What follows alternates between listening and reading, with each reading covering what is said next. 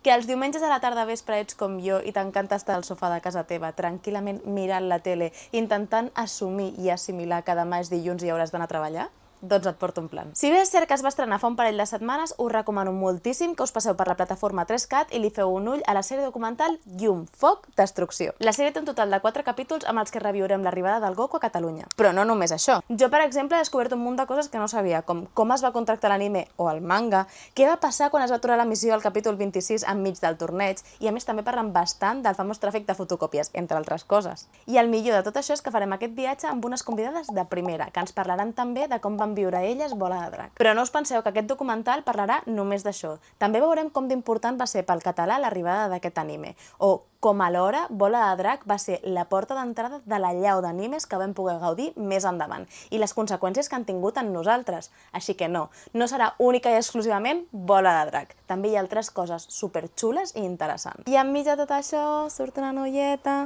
una mica siesa, que es mor de vergonya cada vegada que es veu.